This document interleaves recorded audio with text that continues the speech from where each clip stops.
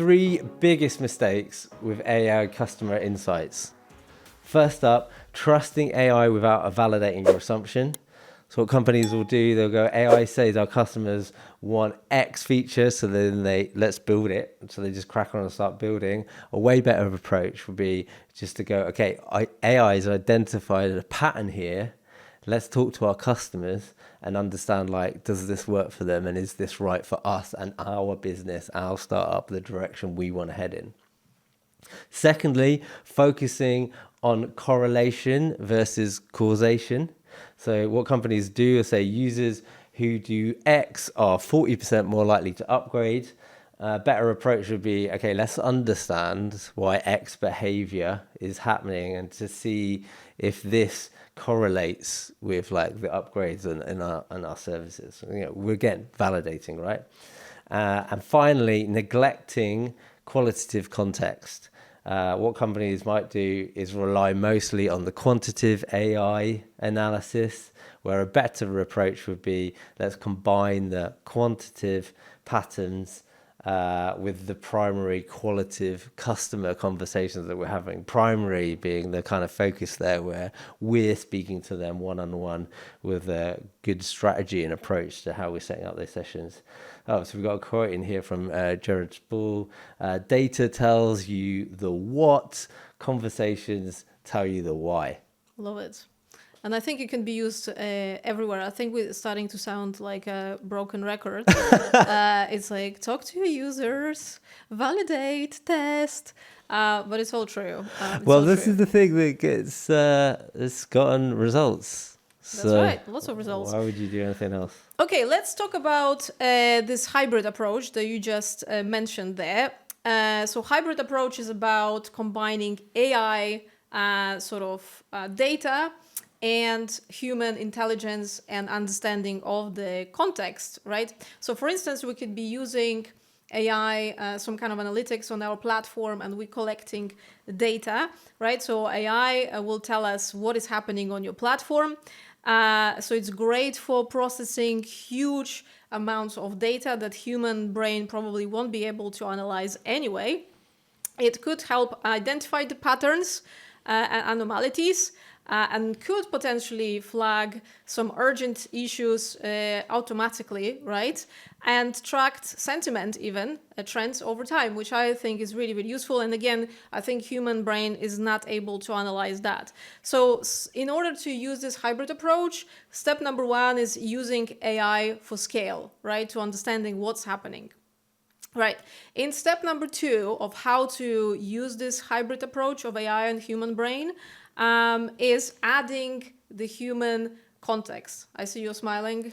What's happening? He said adding the human brain. I was thinking, yeah, the intelligence of the human brain. Well, I think human brain is way more complex than AI at the moment. Yeah, no, I agree. It's fine. Okay, so step two is adding human context to all of this data and find out why something is happening on our platform, right? So before making any decisions, talk directly to your customers, showing the customers are showing some concerning behavior patterns, right?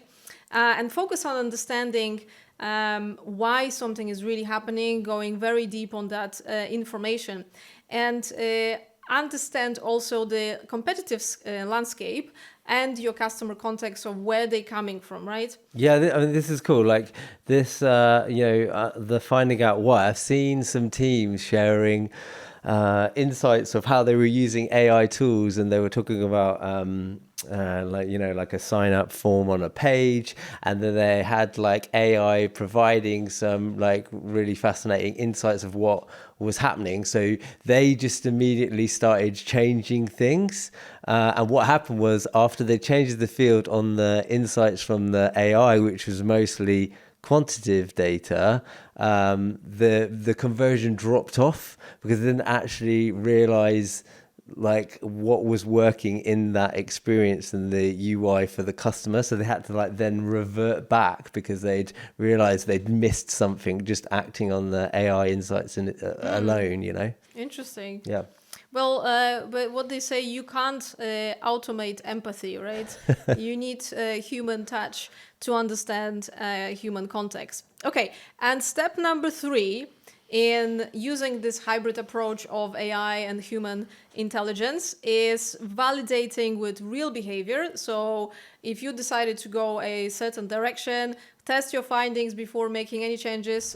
Just like you said with those forms, they shouldn't have gone with changes straight away, but rather validate the assumptions based on the information from AI.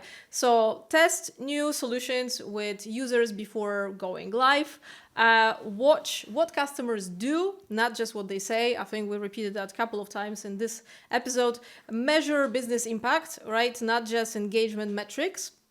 And like you said, our favorite one is the profitability, and iterate based on revenue outcomes and users' actual needs constantly. And if you are building for users have never spoken to, you're building blind, right? So we just need to remember that. So just to summarize, in order to combine hybrid approach, AI and human intelligence or human brain, step number 1, use AI for scale. Step number 2, add human context. And step number 3, validate with real behavior. So that's like a recipe for success. 100%. Okay, cool. So to just summarize and give you some takeaways of everything in this episode, AI is powerful, enormously so, but it's important to remember it's incomplete. It can spot patterns, predict churn, and track sentiment at scale, but it's not going to understand context or emotion or user intent.